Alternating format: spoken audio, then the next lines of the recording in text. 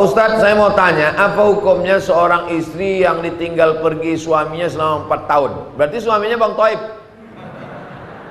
Selama itu tak ada nafkah lahir batin dan suaminya. Apakah sudah jatuh talak kepada istrinya Pak Ustadz? Ditinggalkan suaminya 1000 tahun, tidak jatuh talak. Mana bisa 1000 tahun? Umur cuma 64. Itu pun kalau tak kena corona. Talak baru jatuh kalau diucapkan laki-laki atau diserahkannya ke hakim. Hakim yang menjatuhkan. Makanya ada namanya sirat ta'liq. Di Medan kalau habis akad ada sirat ta'liq. Ada? Banyak pula yang tak ingat. Banyak laki-laki tak ingat. Karena habis akad tu dia disuruh Pak Kua baca sirat ta'liq, pikirannya tak kemana-mana. Asik selfie-selfie aja. Masih ingat lagi bunyi sirat ta'liq. Kalau saya tinggalkan selama 6 bulan berturut-turut, tidak memberikan nafkah zahir dan batin, mengadu dia ke pengadilan agama, maka hakim menjatuhkan talak 1. Oleh sebab itu kalau dia tak mengadu, sampai mati tak jatuh. Perempuan mesti mengadu dia ke pengadilan agama. Begitu prosesnya. Ini pertanyaannya, ditinggalnya 4 tahun, selama itu tak ada nafkah zahir batin, apakah jatuh talak? Tak jatuh kalau tidak tak mengadu. Maka perempuan mesti punya keberanian untuk mengadukan si Fir'aun yang tak balik-balik 4 tahun.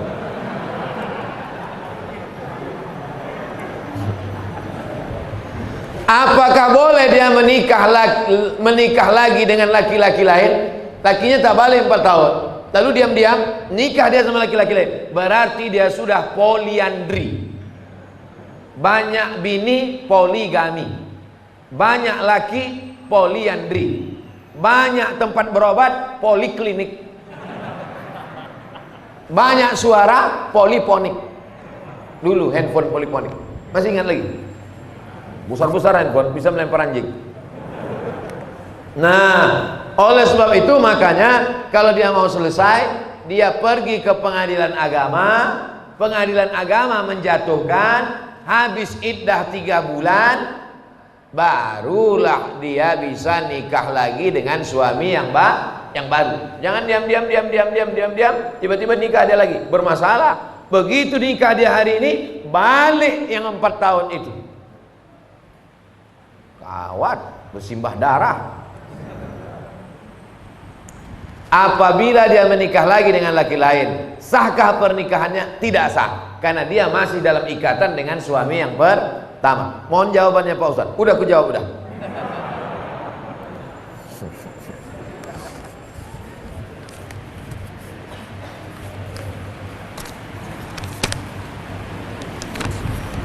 Nama Salmiati, alamat Besilam. Ada seorang sultan.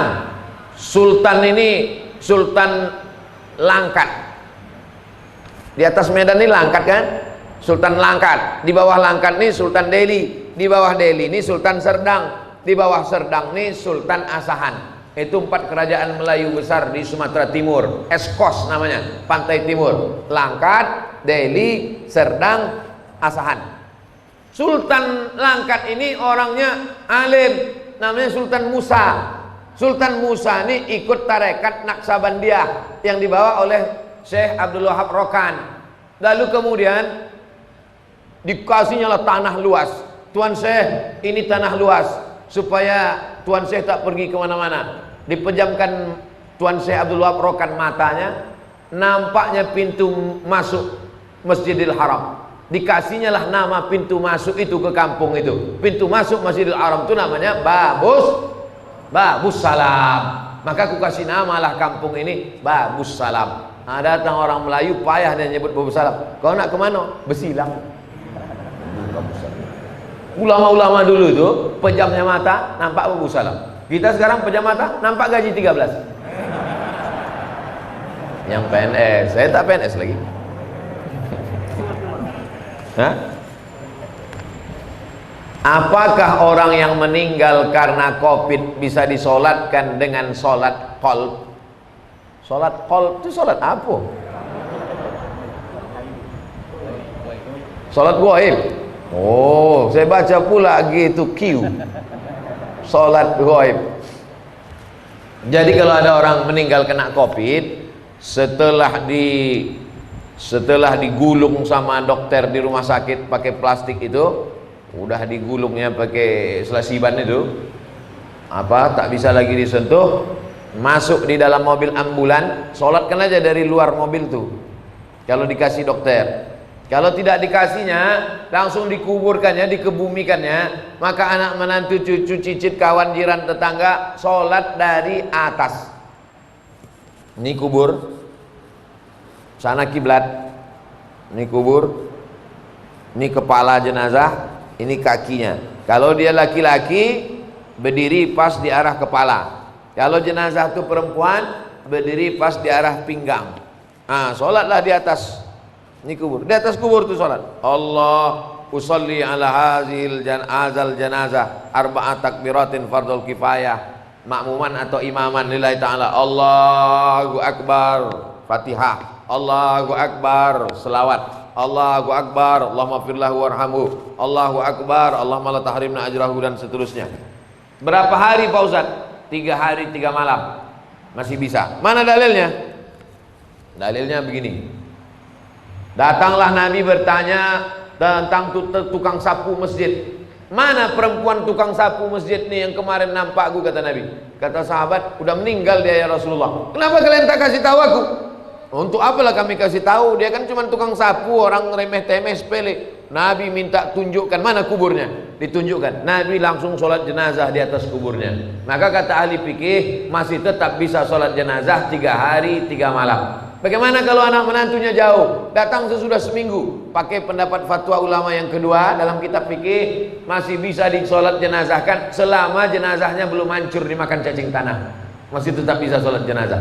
Nah, jadi yang 3 hari 3 malam masih bisa, yang sudah lewat itu pun masih bisa sholat di atas kubur. Jangan berkecil hati. Tapi kalau jenazahnya di Papua, anak menantunya di Medan, naik pesawat 8 jam, rapid test. Pas dites positif pula dia. Nauzubillah. Oleh sebab itu maka dia sholat ghaib saja dari Medan. Aku sholat ghaib untuk almarhum Fulan bin Fulan di sana. Jadi dua-dua bisa dilaksanakan. Sholat yang tak ghaib bisa dilaksanakan di atas. Jangan bersedih hati karena banyak nih anak cucu keturunan jiran tetangga kawan merasa sedih karena tak bisa sholat jenazah. Bisa dilaksanakan dari atas. Wallahu a'lam bishawab. Ini tentang sholat ghaib. Apakah orang yang meninggal boleh disolatkan berulang kali? Boleh sholat jenazah berulang kali, boleh sholat ghaib berulang kali, bolak-balik. Nabi Muhammad SAW itu jenazahnya tak dibawa keluar. Jenazah Nabi itu di dalam kamar. Kamar itu kecil, maka berganti-gantian sahabat sholat keluar, sholat berkeloter. Yang tak boleh berkali-kali itu menyembelih binatang, tak boleh. Binatang kalau sudah disembelih diangkat pisau, haram hukum.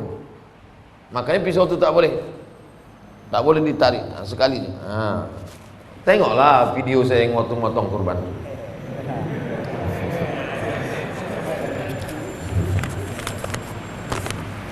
Ustadz, bagaimana kriteria takaran ikhlas dalam menjalankan tugas sebagai ibu dan istri dalam agama Islam?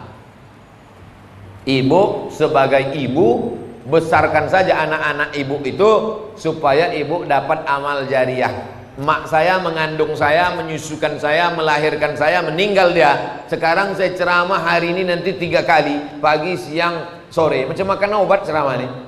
Mengalir pahalanya, lapang kuburnya. Walaupun dia tak pernah mengajar saya sampai S1, S2, S3, tapi dia menyuruh, sekolah kau nak. Dulu kalau pagi duduk depan rumah, lewat anak santri pesantren, apa kata dia? Kau mesti masuk pesantren. Begitu saya ada adiknya yang doktorandus, tamat dari YIN, kau nanti mesti doktorandus. Begitu dia tahu ada orang sekolah di Makkah, kau nanti mesti sekolah ke Arab. Nah, jadi ibu kasih motivasi, serahkan pada Allah Ta'ala, mengalir pahalanya. Itu sebagai ibu. Ibu besarkan saja anak-anak itu lillahi ta'ala, maka dia pun akan menjadi anak soleh solehah, mengalir pahalanya. Ummuka, siapa lagi ya Allah? Ya Rasulullah, ummuka. Siapa lagi ya Rasulullah? Ummuka. Itu hebatnya ibu-ibu. Maka ibu, saya yakin dan percaya, ibu-ibu mengandung itu adalah ikhlas. Belum ada lagi saya baca berita ibu-ibu menuntut ke suaminya minta bayaran per hari mengandung sekian, belum ada. Itu menunjukkan dia ikhlas karena Allah SWT melahirkan meregang nyawa, menyusukan 2 tahun lamanya, mendidik anak. Man ala thalatha banatin, siapa yang membesarkan anak 3 orang anak perempuan, fa'addabahunna, dididiknya dengan baik, wa zawwajahunna, dinikahkannya dengan orang baik-baik, wa ahsana ilaihinna, dia buat baik sampai mati, falahul jannah, surgalah baginya. Insyaallah ibu-ibu yang hadir nih semuanya ibu-ibu yang ikhlas membesarkan anak-anak, insyaallah. Amin ya rabbal alamin. Standar ikhlas itu apa Pak Ustaz? Ikhlas itu tak ada yang tahu kecuali hanya ibu dengan Allah saja. Bapak pun tak tahu, malaikat pun tak tahu, apalagi saya tak tahu. Yang tahu itu hanya ibu dan Allah Subhanahu wa taala. Sama macam ceramah ini. Siapa yang tahu Ustaz Abdul Somad ikhlas atau tak ikhlas? Tak ada yang tahu. Saya hanya berusaha ikhlas. Makanya di antara doa, Allahumma ja'alna minal mukhlasin. Jadikan kami orang yang diikhlaskan, bukan orang ikhlas. Kalau orang ikhlas itu mukhlisin. Kita ini selalu ingin jadi mukhlasin. Mukhlis orang ikhlas, mukhlas orang yang diikhlaskan, dijadikan ikhlas. Kita tak mau mengaku-ngaku aku orang ikhlas. Aku adalah orang yang dijadikan ikhlas. Mudah-mudahan kita ini termasuk orang yang dijadikan ikhlas. Amin. Sehubungan dengan COVID-19 yang mewajibkan kita memakai masker saat aktivitas di luar rumah. Apa hukumnya jika kita sholat pakai masker?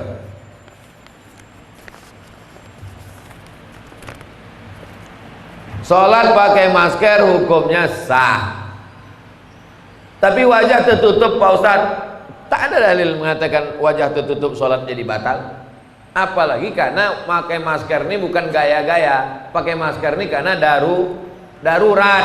Ad-darurat tubihul mahzurat. Darurat, emergensi, membolehkan sesuatu yang tak boleh. Andai tak boleh menutup wajah ini, tetap boleh karena darurat. Hidung tak menempel Pak Ustaz.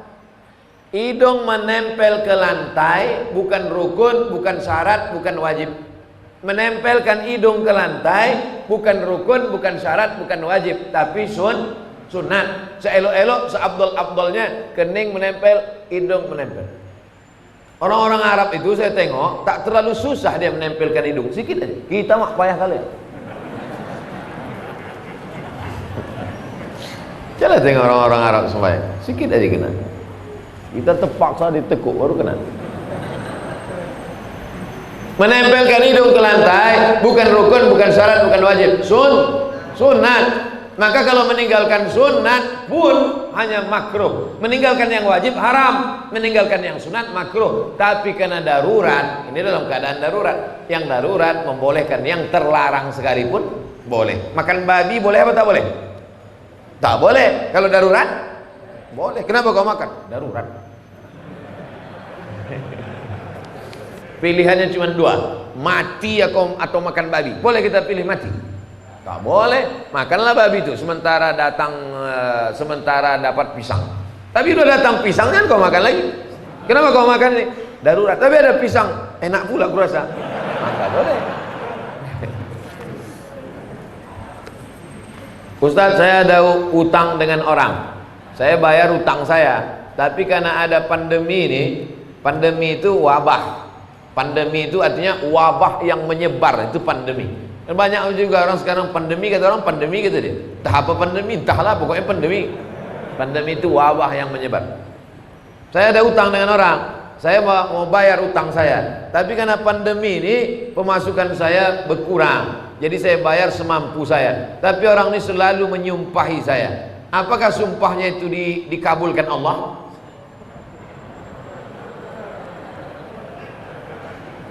Utangnya ada 3 Pak.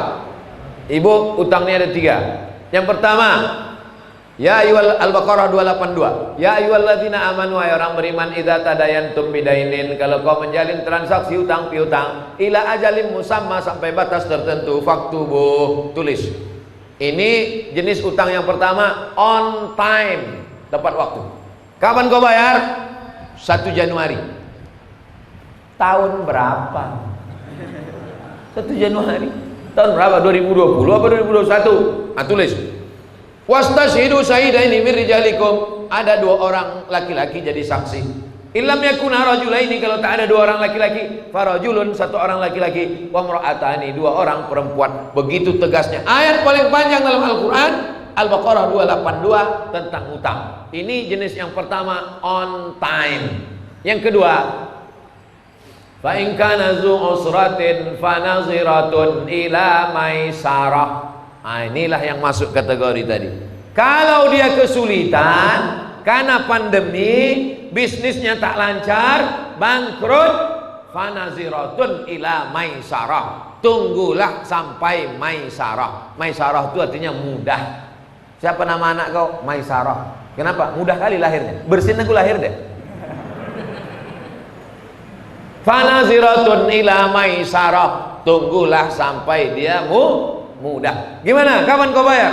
Aku belum bisa bayar, Pak. Macam Al-Baqarah 282. Aku ini level 2 macam ceramah Ustaz Somad di Jamiatul Taqwa kemarin. Jadi kapan kau bayar? Insya Allah aku cicil semampuku. Ini level 2. Yang paling mantap tuh level 3. Wa anta saddaqu khairul lakum. Kalau kau sedekahkan itu lebih baik. Kapan kau bayar? Aku tak sanggup bayar. Kalau gitu kau ambil aja lah, udah aku sedekahkan. Mantap. Daripada banyak pula minyak bensinnya lagi daripada menagih. Daripada kuman darah tinggi ku ikhlaskan ya. Kau ambil. Itu bukan ikhlas, mengamuk.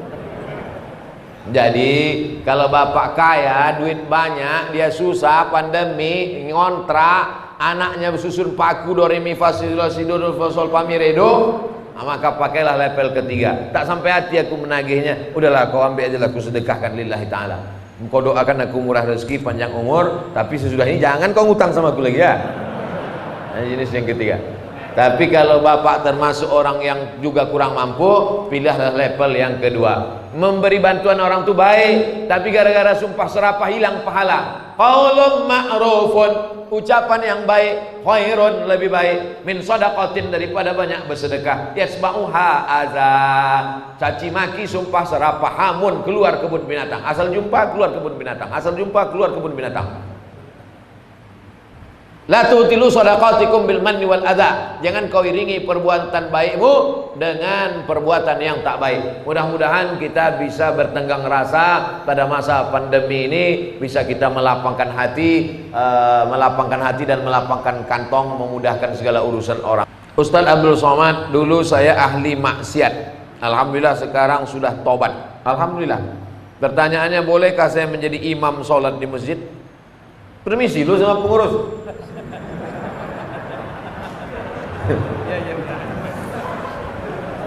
Urutan, saya sebutkan dulu urutan imam. Urutan imam yang pertama ulil amri. Urutan imam tuh ulil amri. Makanya waktu di Madinah itu imam Nabi Muhammad SAW. Sakit Nabi Muhammad, baru disuruh Nabi Abu Bakar jadi imam. Abu Bakar jadi imam sampai meninggal, baru digantikan Sayyidina Umar. Umar meninggal, digantikan Sayyidina Utsman. Utsman meninggal, digantikan Sayyidina Ali. Pemimpin negeri sekaligus pemimpin sholat. Lalu kemudian imam yang kedua, imam ratib. Imam ratib, imam yang ditunjuk oleh negara. Kalau di Maroko imam itu PNS, ditulis pengumuman penerimaan imam. Kenapa begitu? Maka dia ada fit and proper test, dilatih, ditanya, dites hafalan Qurannya berapa, suaranya macam mana. Kadang kita kalau sholat di pinggir jalan mau pergi jauh, mampir kita di masjid, macam-macam bunyi imam tuh. Wal maghdubi alaihim waladdallin, amin, bismillahirrahmanirrahim, ijazah nasrul. Tak ada huruf zal. Pak, ya, kenapa dia maju jadi imam? Syukur dia maju, Pak. Kalau tak ada dia, tak ada sholat di sini. Tak ada fit and proper test imam. Oleh sebab itu imam yang pertama ulil amri, yang kedua imam ratib, imam yang ditunjuk. Tidak boleh orang maju ke depan. Siapapun yang datang ke Masjid Jamiatul Taqwa ini, datang ustaz dari Jakarta, sorbannya 4 lapis macam ban Vespa, tak boleh dia maju ke depan kalau tidak diizinkan oleh imam ratib. Makanya tadi sebelum sampai kemari saya pesankan Ustaz Iqbal, nanti yang maju ke depan imam ratib aja, imam tetap. Baik. Oleh sebab itu Imam Ratib kita.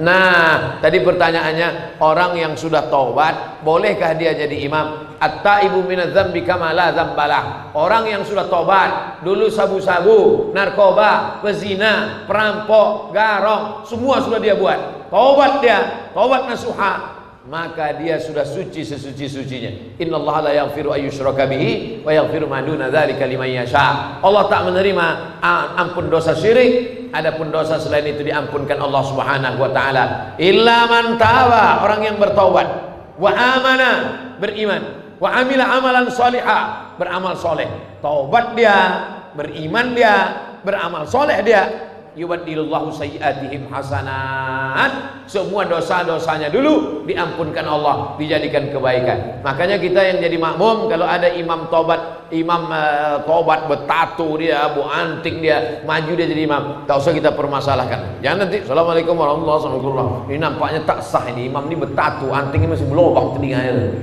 Ini nampaknya imam ini mantan funky ini, anak funk ini. Jangan, tak usah permasalahkan lagi, karena dia sudah tobat nasuha. Ada di Jepang itu yakuza itu semua badan ini bertatu, yang tak bertatu cuma lubang hidungnya aja, sampai ke muka ini bertatu semuanya. Tobat dia, tobat imam di Jepang itu, tetap jadi imam, tak ada dipermasalahkan. Tato tidak menghalangi wudhu masuk ke dalam. Nah, ini tak jadi masalah. Kecuali imam itu berkutek, berarti bencong. Kutek menghalangi wudhu, tak bisa masuk. Adapun tato tak menghalang, tak usah dipermasalahkan.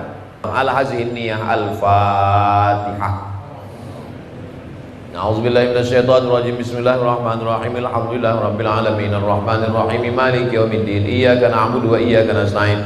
Ihdinas siratal mustaqim, siratal ladzina an'amta 'alaihim ghairil maghdubi 'alaihim waladdallin. Amin. Allahumma inna nas'aluka salamatan fid din wa afiyatan fil jasad wa ziyadatan fil ilmi wa barakatan fil rizq wa taubatan qabla al maut wa rahmatan 'indal maut wa maghfiratan ba'dal maut. Allahumma hawwin 'alaina fi sakaratil maut wan najata minan nari wal 'afwa 'indal hisab. La tada' lana fi maqamina hadza dzamban illa ghafarta. Keluar kami dari majelis ini, dosa-dosa kami diangkat, diampuni ya Allah. Wala dainan illa qadaita. Saudara kami yang masih dililit utang, bantulah dia lepas dari hutang piutangnya ya Allah. Wala maridon illa syafaita. Saudara kami yang sakit, terbaring di rumah sakit, maka sembuhkanlah, berikan kesembuhan untuk selamanya ya Allah. Wala mayitan illa rahimta. Yang sudah meninggal dunia, lapangkan kuburnya, terangkan alam barzahnya ya Allah. Rabbana atina fid dunya hasanah wa fil akhirati hasanah wa qina adzabannar. Wa sallallahu ala sayyidina wa maulana Muhammad wa ala alihi wa sallam walhamdulillahi rabbil alamin.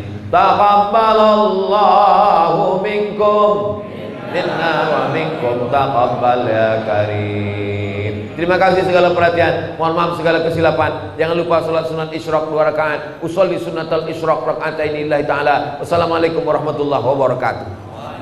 Ilahi nas tulil firdaus